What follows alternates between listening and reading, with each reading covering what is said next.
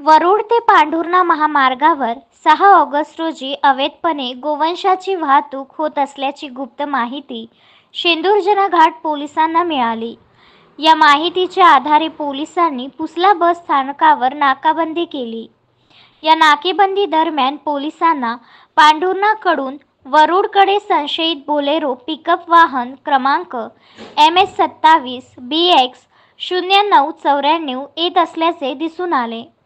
त्या वाहन चालकास पोलिसांनी थांबवण्याचा इशारा केला, परंतु त्या वाहन चालकाने आपल्या ताब्यातील वाहन न थांबविता पोलिसांसमोरून वाहन वळवून भरधाव वेगात पांढुर्णाकडे पळ काढला।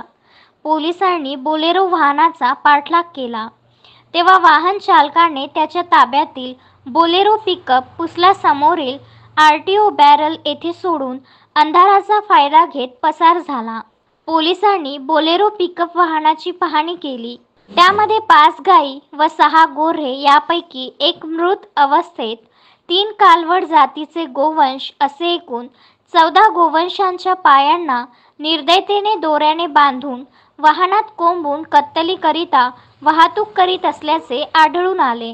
गोवंशांनी भरलेले पिकअप वाहन सोडून यातील आरोपी पिकअप चालक फरार झाला। यावेळी पोलिसांनी घटनास्थळावरून 5 गायी व 6 गोऱ्हेपैकी एक मृत अवस्थेत 3 कालवड गायी असे एकूण 1,44,000 रुपयांचे 14 गोवंश व गुन्ह्यात वापरलेली बोलेरो पिकअप वाहन 4 लाख रुपये असा एकूण 5,44,000 रुपयांचा मुद्देमाल जप्त केला।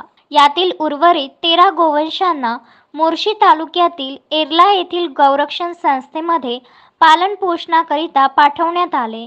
या प्रकरणी पोलिसांनी बोलेरो पिकअप अज्ञात वाहन चालक आरोपी विरुद्ध प्राण्यांना निर्दयतेने वागविण्याच्या प्रतिबंधक कायद्याअंतर्गत गुन्हा दाखल करून तपासात घेतला। तुषार अकर्ते, विदर्भ न्यूज, वरुड।